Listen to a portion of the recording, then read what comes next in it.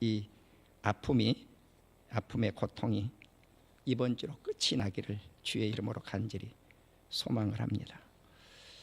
예배 후에 대청소 있다고 여전도에서 광고를 냈네요. 함께 동참해 주시면 감사하겠습니다. 이제 오늘 말씀은 히브리서 13장 말씀을 통해서 은혜를 받겠습니다. 히브리서 13장을 다 같이 펴주십시오. 말씀이 깁니다. 그런데 이 말씀 다 읽지 않고 1절 읽고요. 그리고 15절부터 21절까지 그렇게 읽도록 하겠습니다. 말씀 중에 거의 그냥 본문 내용대로 거의 설교를 할 겁니다.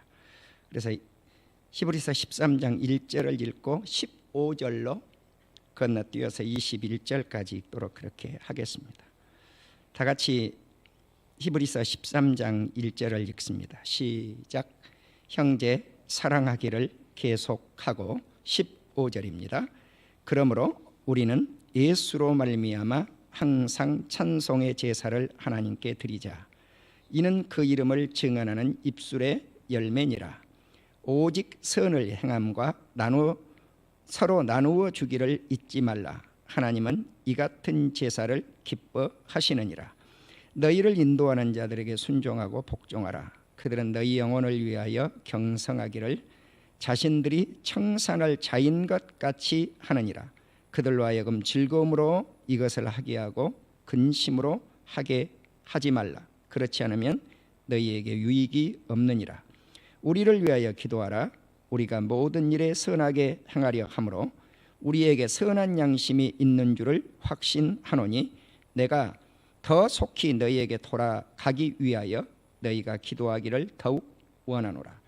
양들의 큰 목자이신 우리 주 예수를 영원한 언약의 피로 죽은 자 가운데서 이끌어내신 평강의 하나님이 모든 선한 일에 너희를 온전하게 하사 자기 뜻을 행하게 하시고 그 앞에 즐거운 것을 예수 그리스도로 말미암아 우리 가운데서 이루시기를 원하노라. 영광이 그에게 세세 무궁토록 있을지어다. 아멘. 그리고 그 이하는 인사말이 나오고 있습니다. 히브리서 13장이 히브리서 마지막 자입니다. 우리가 히브리서 그러면 우리 성도님들 머릿속에 떠오른 단어가 하나 있죠. 다 같이 시작. 히브리서 그러면 뭐가 떠올라요? 시작. 안 떠올라요? 믿음 그러지 않아요. 히브리서는 믿음창이다 그러잖아요. 믿음이다. 야고보 그러면은 이제 떠오르는 게 있어요. 뭐가 있어요? 행위 그러지 않아요. 그래서 히브리서는 믿음, 야고보서는 행위 그렇게 많이 가리켜 왔습니다. 틀린 말씀이 아니에요. 맞아요. 히브리서 11장을 보면은 믿음으로 가득 차 있어요. 온 장이 다.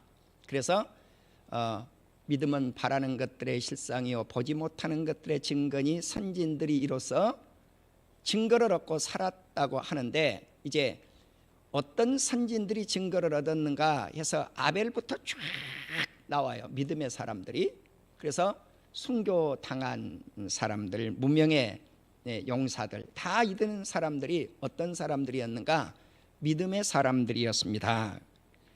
그리고 12장에 오면 어떤 말씀이 나오냐면은 우리가 이 세상을 살아갈 때 우리를 온전케 하시는 의인 되신 예수 그리스도를 바라보자 이렇게 말씀을 하죠.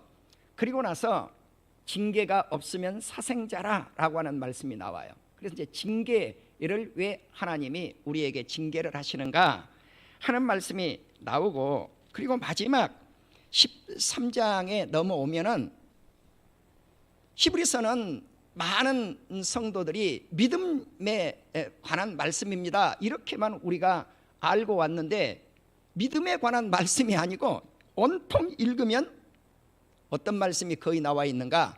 행위에 대해서 행위, 행동. 예. 그래서 우리 성도님들이 오늘 재정립을 하셔야 될 필요성이 있다는 거죠. 뭔가 히브리서는 믿음에 관한 말씀을 지어낸 것이 아니라는 거예요. 히브리서 결론을 내리면서 오히려 어떤 말씀을 지어나고 있는가? 온전한 행위. 그런데 온전한 행위를 내 힘으로 이루어낼 수 있을 것인가? 그게 아니다는 거죠. 누구의 힘으로 이루어낼 수 있을 것인가? 예수 그리스도의 힘으로 이루어낼 수 있을 것이니라. 아멘. 이거예요. 예. 그래서 이제 오늘 그렇다면 믿음과 선한 행위 그 중간에 한 단어를 제가 끼워 넣었어요. 그게 뭔가? 선한 행위는 사랑과 함께 이루어져야 된다는 거죠. 사랑. 결론부터 내리는 거예요. 지금 말씀의 결론부터. 네. 그래서 믿음과 행위의 그 사이에 뭐가 있어야 될 것인가? 사랑이 있어야 되는 거예요. 사랑. 그래서 히브리서의 믿음과 사랑과 선한 행위다. 굉장히 좀 오늘 제목이 길지요. 설교 제목이. 그래서 히브리서를 우리가 믿음으로만 생각을 해 오셨는데 아니고 일부분의 그 말씀이 맞아요. 히브리서의 믿음과 그 중간에 뭐가 있는가? 행위의 중간에 사랑이 있다는 거죠. 그 사랑과 그리고 행위.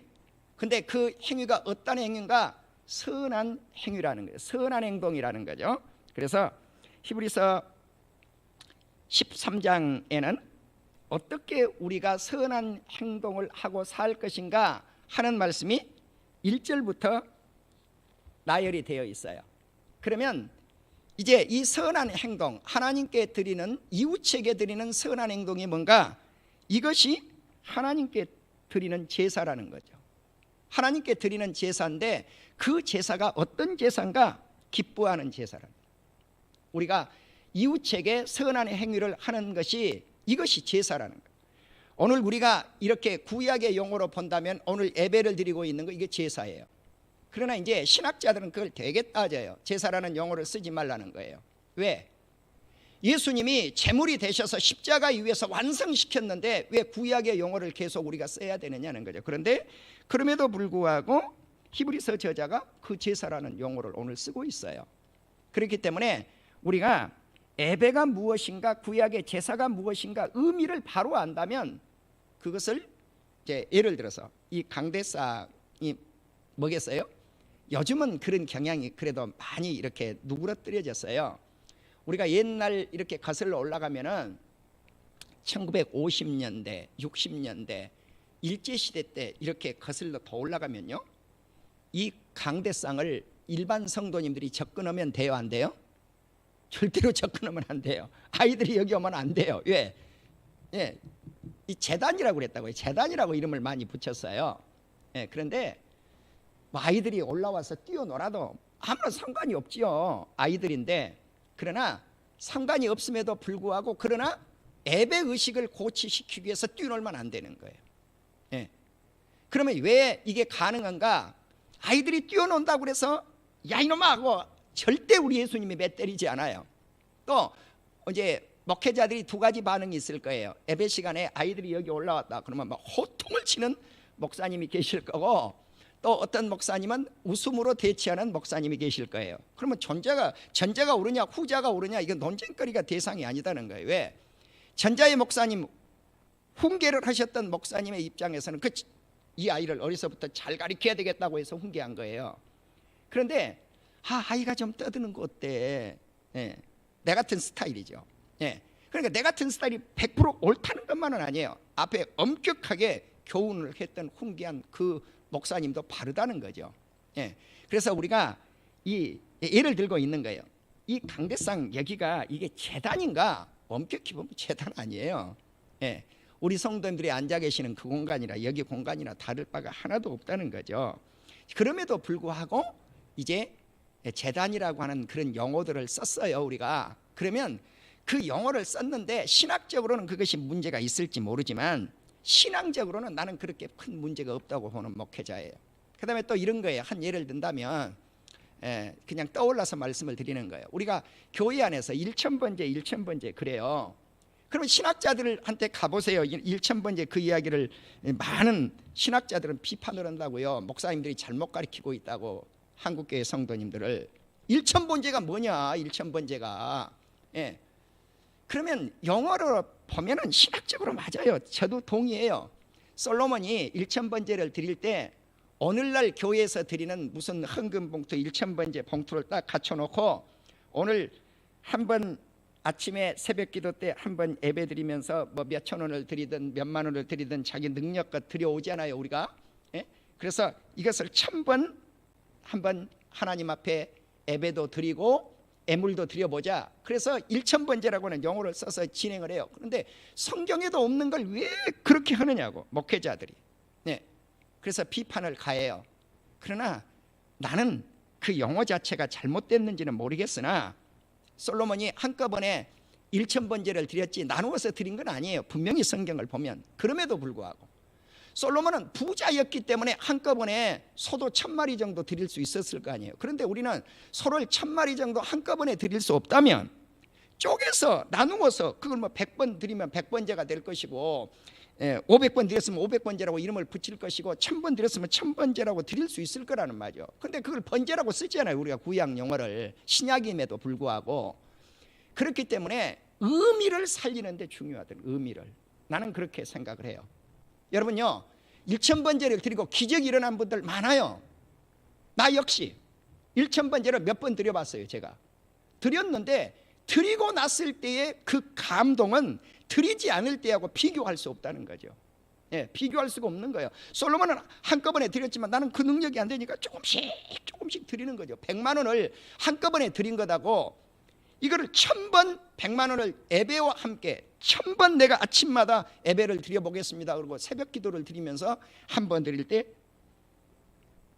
일회 새벽 기도 그렇게 하지 않고 1번제 그렇게 우리가 이름을 붙이잖아요. 그래서 1000번 드렸단 말이죠.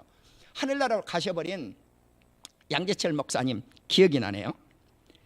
이 목사님이 뭘 1000번제를 드렸느냐, 우리는 보통 이 헌금을 드리는데 1000번제를 드린다고 그러잖아요. 그런데 이 목사님은 성악가예요. 성악가. 국립합창단 베이스 파트장도 하셨고 CBS 초창기 때 지휘도 3회까지 지휘를 맡았어요, 이분이. 그런데 이분이 연주복을 다 입고 그냥 찬양하는 것도 아니에요. 연주복을 입고 청중은 아무도 없어요. 회중은 아무도 없는 거예요. 근데 연주복을 다 입고 찬송가 1장을 부르는 거예요. 그래서 내가 찬송가 1장을 부르면요, 이런 카드를 딱 정해가지고 찬송 1장을 불렀습니다. 그리고 1장 카드를 딱 이렇게 꽂는 거예요. 그런데 이게 이제 1000번을 찬양을 이제 드려야 되니까 1000장이 꽂힐 거 아니에요? 그래서 그 목사님은 찬양 1000번제를 드렸어요. 난 찬양 1000번제를 드린 사람은 그 목사님밖에 못 봤어요. 예.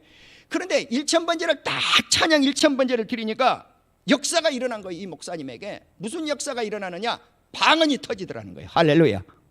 나는 찬양 1000번제를 드리고 방언 터졌다 그런 거를 그분밖에 내가 못 봤으니까. 하늘나라 가셨지만은 나를 예수 믿게 했던 분이에요. 나에게 전도했던 분이에요. 그런데 목사로는 내 후배가 됐어요. 나를 예수 믿게 했는데. 그래서 제가 그때 느꼈던 건 하나님은 정성을 우리가 다 드릴 때 역사가 일어난다는 거예요. 그래서 그 목사님께 제가 그걸 배웠어요. 두 번째, 능력이 나타나는데 어떤 능력이 나타나는가? 이렇게 능력이 나타나는 거예요. 이제 창동에 사셨는데 창동에 이렇게 가다가 사모님 생각이, 사랑하는 아내 생각이 나는 거예요. 그런데 여성들 이 옷가게에 멋있는 옷이 걸렸어요. 근데 마음으로 내 아내에게 저 옷 한 벌만 사줬으면 좋겠다. 그런데 뭐가 없는 거예요?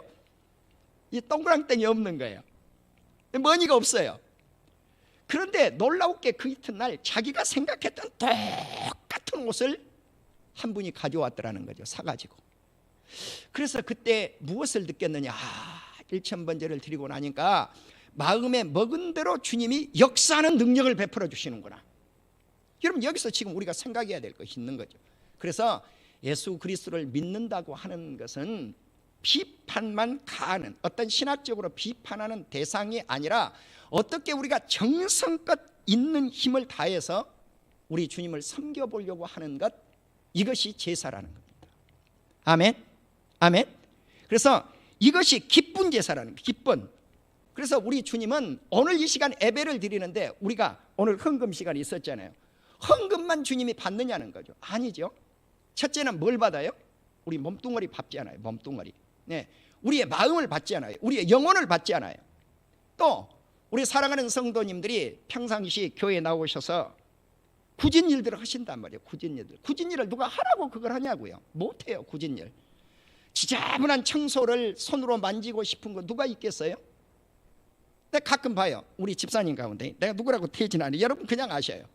지난주도 쓰레기통 다 손으로 뒤지면서 이곳저곳 다니면서 그 쓰레기를 쓰레기 봉지에다가 이렇게 집어넣는 집사님이 계시더라고요.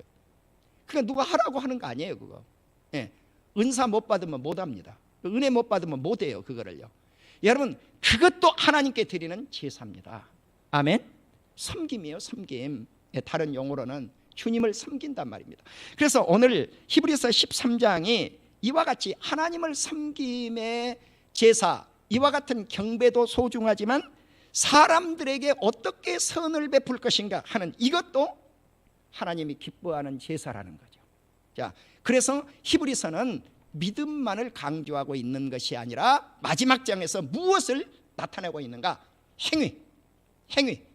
여러분 우리가 행위를 강조할 때 이것은 구원의 조건을 말하는 게 아니에요. 거기 착각하면 안 돼요. 예. 예수 그리스도를 믿었다면 믿음으로 구원을 받지만 믿는 사람이 행위가 뒤따르지 않으면 안 믿는 것하고 똑같아요. 가짜라는 거예요. 가짜. 그러니까 진짜냐 가짜냐를 뭘로 구분할 수가 있는가? 행위에서 구분할 수가 있어요. 행위에. 그래서 바른 행위가 나올 때, 선한 행위가 나올 때 이것이 예수 그리스도의 사랑과 겹쳐서 나온다는 거죠. 자, 그런 의미에서 이제 1절부터 간략하니 한번 말씀을 살펴보도록 하겠습니다. 1절에는 형제의 사랑을 계속하십시오 이렇게 나왔어요. 형제의 사랑을 계속하십시오. 그런데 여기 우리 성도님들 주보에 제가 요약설교에다가 넣었는데 뭘 넣었냐면은 이렇게 나왔어요. 필라델피아 이렇게 나오죠. 예. 그런데 원문에 보면 해 필라델피아 그렇게 나왔어요. 메네토. 예. 해 필라델피아 메네토. 이것이 원문이에요. 예. 우리 성도들에게 제가 가끔 원문을 이렇게 제가 뭐 영어 히브리어나 헬라어를 잘해서 쓰는 게 아니에요. 근데 이게 원문이 때로는 필요할 때가 있다는 거죠. 예. 왜 필요하냐? 해 필라델피아. 그러면 이 필라델피아라고 하는 이 단어는 두 언어가 섞여 있는 거예요. 자, 거기 보면 필라 그랬죠? 필라 이게 필로스의 말씀이에요. 필로스가 뭔가 사랑이에요. 사랑. 그런데 거기에 보면 또 아델포이아 그랬잖아요. 아델포이아 이게 뭔가 사랑이에요. 아델포스. 예. 아델포스 기본형은 아델포스인데 그러니까 사랑, 형제 두 단어가 거기에 묶여 있는 거예요. 그래서 형제를 사랑하는 것을 아델포스라고 하는구나. 이걸 한 단어로 묶어놨단 말입니다. 한 단어로 메네토. 그것이 그곳에서 계속 머물러 있으라는 거예요. 계속적으로 머물러 있으라는 거예요. 그러면 무슨 말이에요? 형제 사랑하는 것이 계속 머무른다는 게 뭐예요? 계속해서 형제를 사랑하십시오. 아멘. 단회성이 아니라 연속성을 의미해요. 자, 그러면 이제 형제 사랑하는 것을 계속해야 되는데 그 예가 2절이에요. 2절에 보면 손님 대접하기를 잊지 마십시오 그랬다고요. 손님 대접하기를 잊지 마십시오. 이것을 기억하십시오 그 말이에요. 손님 대접하기를 기억하십시오. 그런데 놀랍게 또 손님 대접 이 단어도 합성어로 이루어졌어요.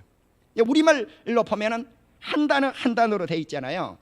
손님 한 단어, 대접 한 단어. 그런데 이 단어 역시 묶여 있단 말이에요. 묶여. 예, 어떻게 묶여 있느냐면은 여기서 두 번째 형제 사랑의 구체적인 예를 필록세니아스라고 하는 이 단어에 묶여 있어요. 필로스예요. 예. 그런데 여기서 세니아스는 세노스라고 하는 단어를 세니아스라고 이렇게 말씀을 했는데 필로스 조금 전에 말씀드렸죠. 필로스는 뭐예요? 사랑이라고 그랬잖아요. 사랑.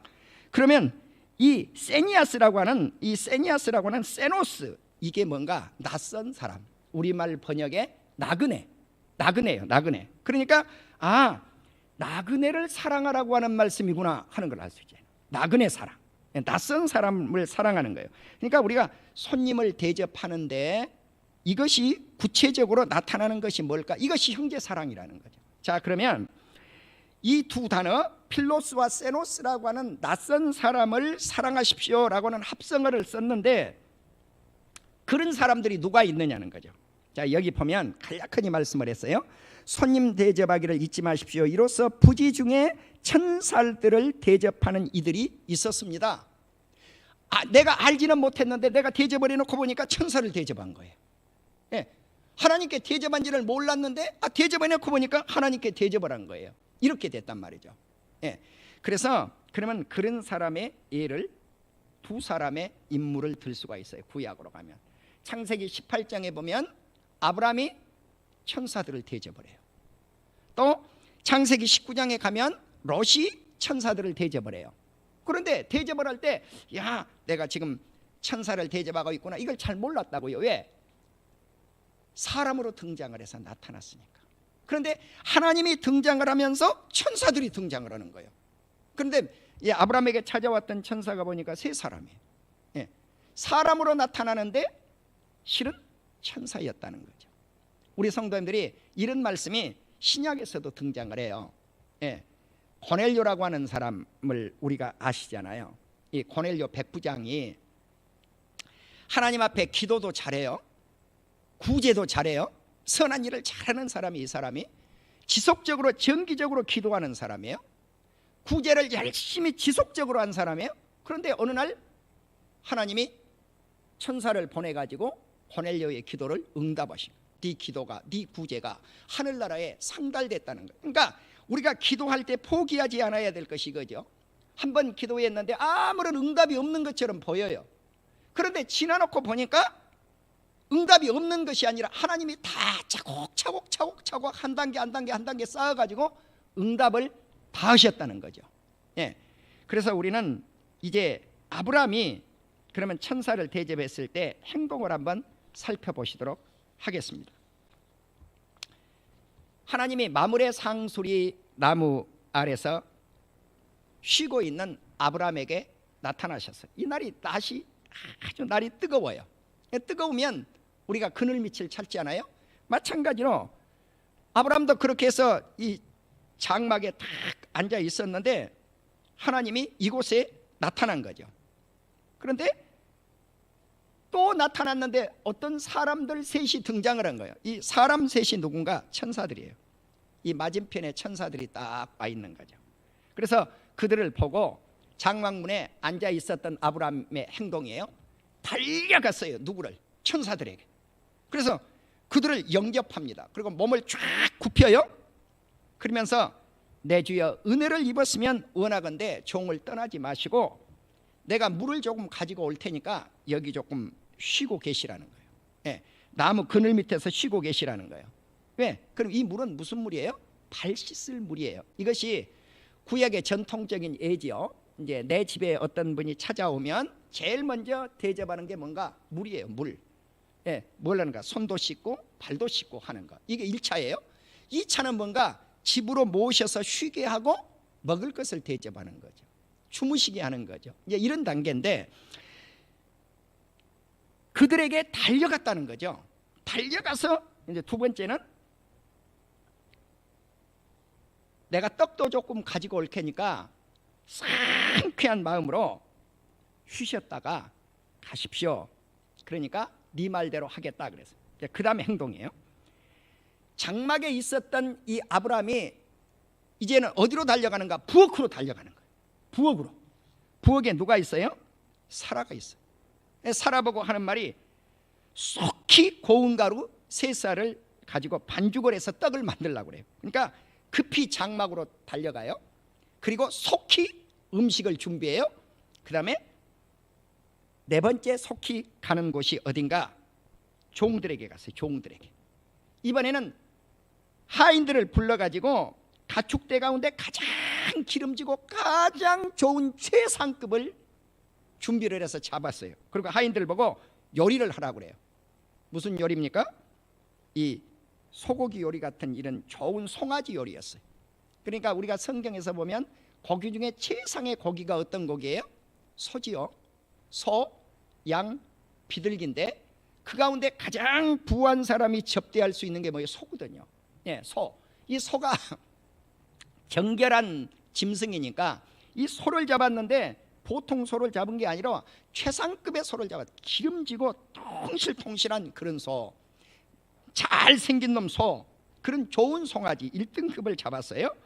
그때 급히 요리를 했다 그렇게 나와요. 급히 요리를 했다. 자, 여기서 보면 달려가, 급히, 속히, 달려가서, 급히, 이게 빨리빨리 문화가 한국 문화가 아니에요. 여러분 성경적으로는 빨리빨리 문화가 누구의 문화예요? 오늘 우리 성도님들이 생각하지 못한 것 가르쳐 드리는 거예요. 영적으로 따라합시다. 빨리빨리 문화는 크게 합니다. 빨리빨리 문화는 아브라함의 문화입니다.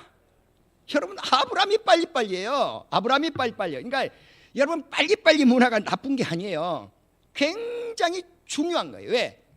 귀한 손님을 대접할 때 내가 보통 정성이 아니라 빨리빨리, 급히, 빨리빨리, 속히. 그래서 우리말에 달려가, 급히, 속히, 달려가서 급히 다 동원된 거예요. 빨리빨리가. 예, 이것이 아브라함의 신앙이었다는 거예요. 그래서 이제 아브라함이 우리가 버터 그러는데 최초의 성경에 버터를 만들어 가지고 손님을 대접한 인물이 또 누구냐? 아브라함이에요.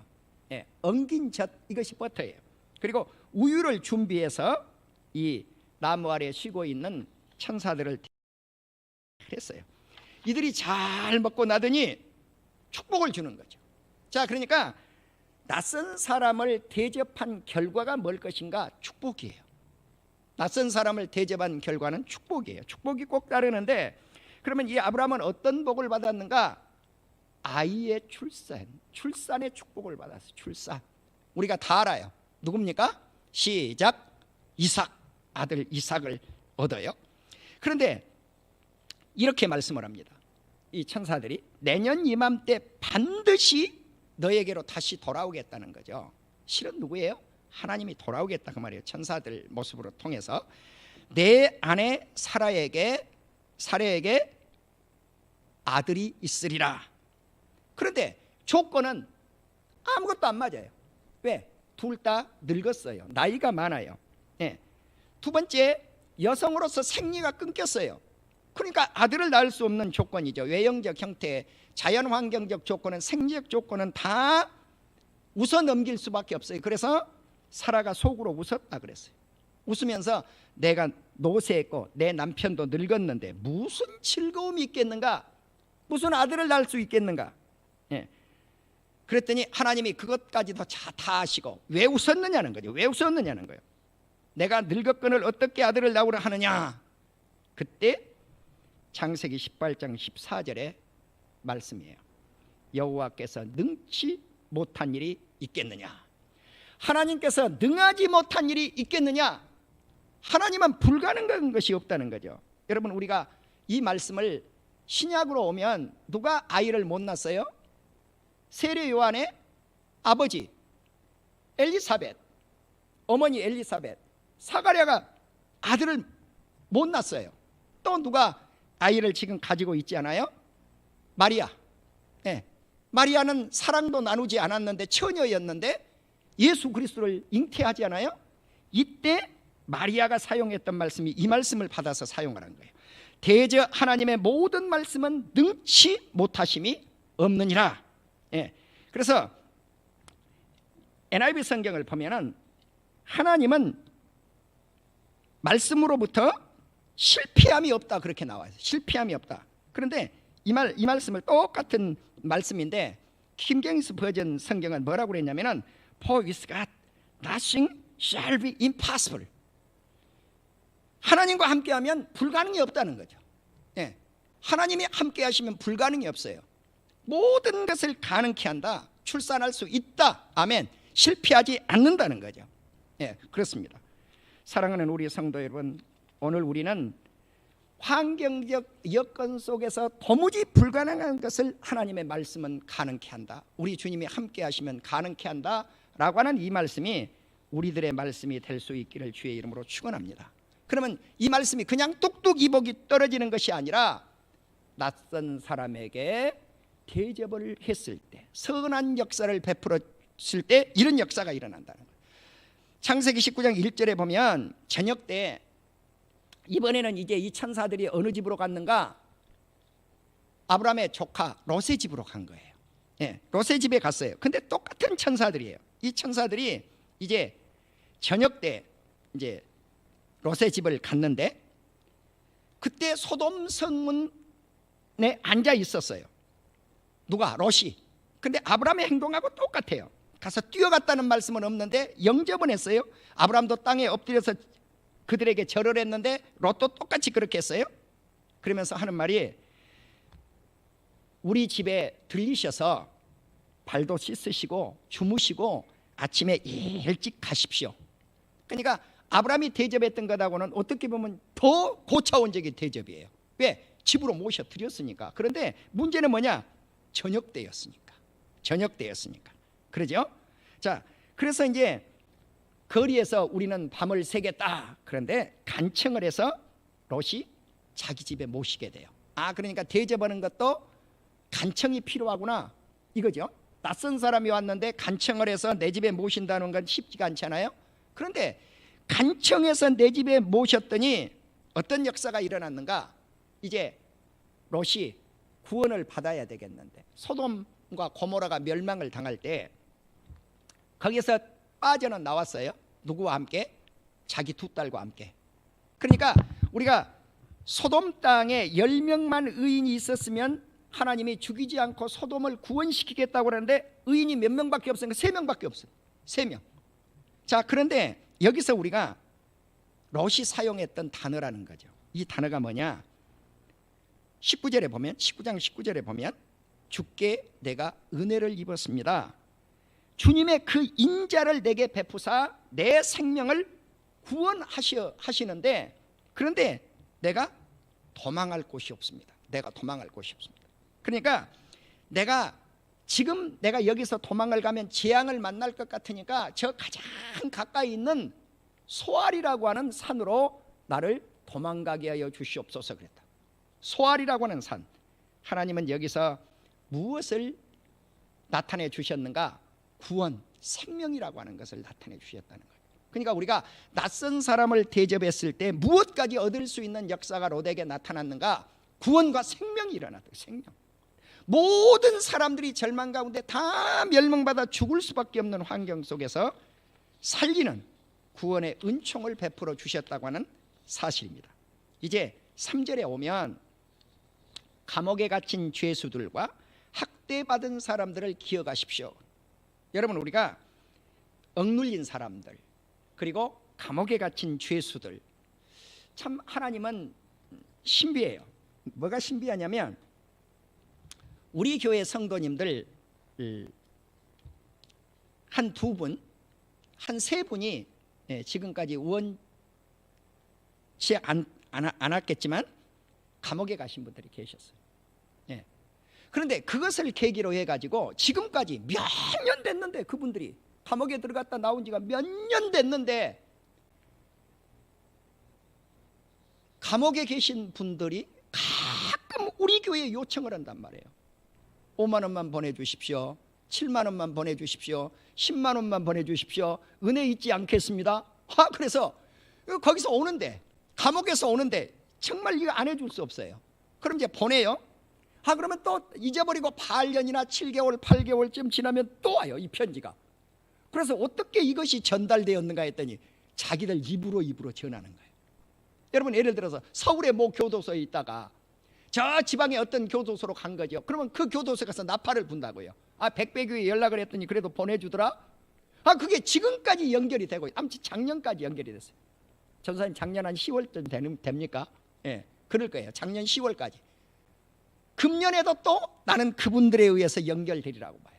여러분, 이것이 나는 우리 백배교의 축복이라고 봅니다. 할렐루야. 오늘 이 말씀에 의하면 축복입니다. 축복입니다. 예, 그렇기 때문에 우리가 언제 감옥에 갈 수가 있겠어요? 못 가요. 갈 수가 없어요. 언젠가 제가 이번에는 그냥 뭐 좋은 일이었으니까 안양교도소 말씀을 드리겠습니다. 작년에 안양교도소에서 감사축제 있었다고 그랬잖아요. 예, 감사나눔 신문에서 주관하는 감사축제가 있었는데, 사랑하는 아내에게 죄수인 몸인 남편이 100가지 감사를, 사랑하는 아내에게 100감사를 하니까 거기서 작품으로 당신 글이 잘 썼다, 그래서 1등, 2등, 3등, 4등 이 정도 되시는 분들을 모셨어요. 그러니까 사랑하는 아버지, 사랑하는 어머니, 고모, 친척들, 사랑하는 아내, 이렇게 교도소에 와가지고 이 강단에서 사랑하는 아내하고 남편이 부둥켜 안고, 아버지, 또 사랑하는 고모, 뭐 이렇게 누나 앉는 그런 모습을 볼 때 정말 정겹고 멋지더라고요. 예, 교도소 안에서도 멋진 일들이 그렇게 일어나요.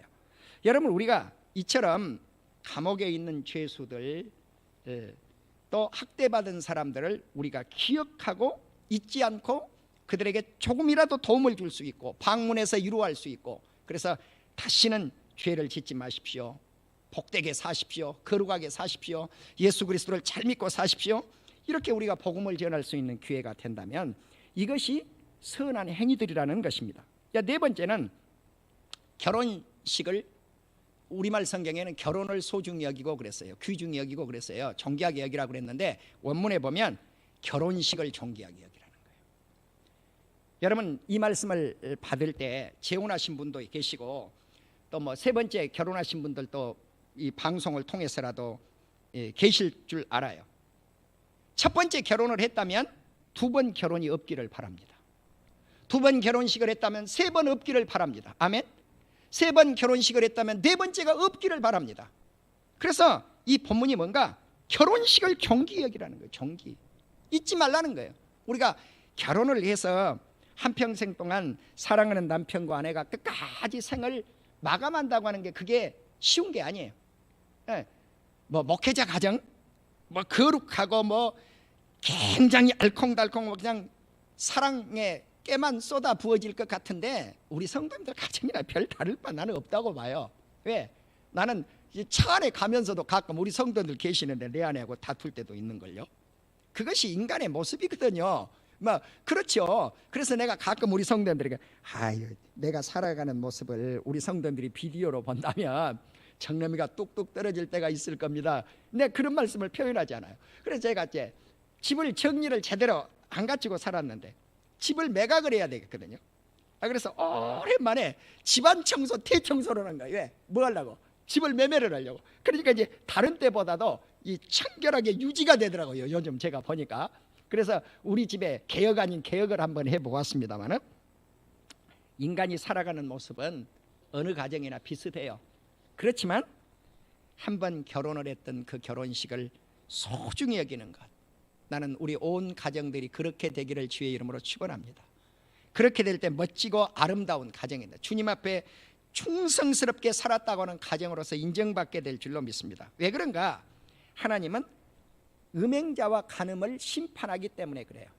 사랑하는 아내와 사랑하는 남편이 결혼식을 깨버린다면 이 음행자가 되고 간음자가 될 수 있기 때문에 그렇다는 거죠. 다섯 번째, 주님은 무엇을 우리에게 말씀하고 있느냐? 5절에서 6절에서 돈을 사랑하지 말고 지금 가지고 있는 재물로, 물질로, 돈으로 자족하면서 살라는 거죠. 예. 그러면 내가 너희를 떠나지도 아니하고 너희를 버리지도 않겠다. 이 말은 무슨 말이에요? 주님이 책임져 주겠다는 거예요. 물질관을 책임져 주겠다는 거예요. 그래서 우리 성도님들이 세상을 살아가실 때 재물 얻을 능력을 하나님께로부터 받고 살기를 주의 이름으로 축원합니다. 재물 얻을 능력을 주님이 주셔야 돼요. 신명기 말씀처럼 우리에게. 그래서 재물 얻을 능력이 있어서 주님을 의존하는 것, 이것은 하나님에 대한 확고한 신념, 신앙, 하나님을 의지하고 돈을 의지하지 말라는 말씀이에요. 그래서 너희가 하나님과 재물을 겸하여 섬길 수 없느니라, 그렇게 말씀을 하죠. 우리가 하나님을, 우리 예수님을 잘 섬기면 재물은 따라오게 돼 있어요. 그래서 하나님은 내 편이시고 시편 118편에 이 말씀을 하고 있어요. 나를 돕는 분이시므로 내가 누구를 두려워하겠는가? 그러니까 물질이 없어서 두려움의 존재가 없다는 거예요. 왜? 하나님은 내 편이고 나를 돕는 분이기 때문에. 이제 여섯 번째는 15절, 18절, 21절에 기록이 되어져 있는데 선을 행하고 나누어 주기를 잊지 말라는 거예요. 우리 교회 목표가 제가 목회의 철학이 주는 자가 받는 자보다 복됩니다. 사도행전 20장 35절에 항상 저 말씀인데, 정말 한평생 동안 내가 목회를 개척을 해서 지금까지 우리 성도님들에게 정말 이렇게 살아봅시다. 예. 약한 자를 한번 돕고 살아가는 것, 나보다 힘없는 분에게 무엇을 나누어 주고 살아가는 것, 이것이 복입니다. 정말 내 목회에 있어서 이것은 내 목회 철학이었어요. 지금까지 내가 목회를 은퇴해도 저 일을 하고 싶어요. 예, 저 일하다가 그냥 주님의 품에 안기고 싶어요. 그러면 어떤 역사가 일어나는가? 그런 마음을 가지고 우리가 계속 일을 하다가 보면요, 기쁨이 솟아납니다. 예, 그러니까 우리가 주는 것만큼 행복한 게 없어요. 주는 것만큼. 내가 가끔 우리 성도님들에게 청로강추 이야기를 가끔씩 해요. 저기 캄보디아 김영옥 선교사님이 그 만든 청로강추, 요즘은 청노강추, 여모, 마삼까지 이게 이제 들어갔어요. 그게 뭐냐면 청국장, 노니, 강황, 후추, 그다음에 여주, 그다음에 마랑가, 그다음에 마삼이니까 마늘, 삼은 인삼이에요. 그럼 이제 이게 몇 가지입니까? 8가지입니까? 그래서 8가지 단계인데 가장 기본적인 것이 청노강추예요. 정말 제가 청노강추 그걸 먹고 몸이 좋아졌어요. 예, 그걸 안 먹었다면 정말 제가 오늘 설교도 제대로 하지 못했을 거예요. 역류성 식도염 걸려서 제가 굉장히 어려움을 당했는데, 정말 그것 먹고 처음으로 작년에 위내시경 종합검사를 하니까 그 선생님 하는 말씀이, 아유 좋아졌는데요, 더 이상 진행이 안 됐는데요, 전에는 당신 위는 핫발이요 그랬던 의사 선생님이 이제 좋아졌다는 거. 내가 그래서 느꼈어요. 뭘 먹고 느꼈는가? 청로강추. 예. 왜 제가 이 말씀을 드리느냐면, 제가 청로강추를 가끔 팔아줘요. 왜? 캄보디아의 선교사님이거든요. 그러면 이제 꼭 누가 들으면 약장수처럼 들릴지 모르겠지만, 예, 제가 이제 저한테 이제 주문해가지고 사면 제가 10,000원씩 싸게 사드려요. 그러면 이제 주문하시는 성도님들이 계시고 주변에 사람들이 계세요. 그런데 뭘 느끼느냐? 제가 보람을 느끼는 거예요. 그것을 먹고 3개월, 4개월, 5개월, 6개월 지나면 다 염증들이 제거되는 걸 내가 봤어요. 염증이 제거돼서 암 환자도 용종이 있는 사람들이 떨어졌다는 분들. 내가 이제 직접 목격하지는 못했어요. 그런 분들. 내 아내 같은 거 머리도 나고요. 예. 그래서 제가 왜 이 말씀을 드리느냐? 이런 일들을 해보는데 어저께 뭐라고 메시지 하나가 들어왔느냐면, 그 캄보디아 김영옥 선교사님이 그걸 만들어 갖고 팔아서 캄보디아에 매달 2천만 원씩 보내야 돼요. 그런데 그거 만든 지 얼마 안 됐어요.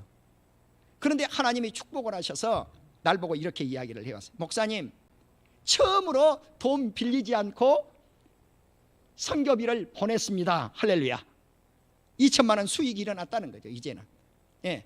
그래서 선교하고 구제하고 돕는다고 하는 이 선한 일들을 감당할 때 하나님이 이렇게 역사하시는구나 하는 것을 어제 그 선교사님 메시지와 함께 기쁨을 누려 보았습니다.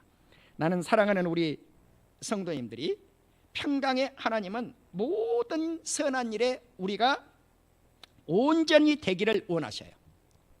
그러면 이 선한 일을 온전하게 되는 이 일을 누구의 뜻인가? 하나님의 뜻이라는 거예요. 하나님의 뜻. 하나님의 뜻을 이루기를 원하는데, 이 선을 행할 수 있는 것, 그것은 내 힘이 아니라 누구의 힘인가? 우리 예수님의 힘이에요. 하나님의 뜻이고 주님을 통해서만 이 온전한 선을 이루어내게 될 줄로 믿습니다. 이제 마지막으로 7번째, 교회 공동체 지도자들에게 순종하고 복종하라고 7절 17절에서 말씀을 해요. 교회 지도자는 하나님의 말씀을 양육하는 분들이죠. 목회자일 수도 있고 장로님들일 수도 있고 교사일 수도 있고, 예, 또 여전도 회장님은 여전도 회장님일 수도 있고 구역장님은 구역장님일 수도 있고, 예, 이게 지도자예요. 영적 지도자들이에요.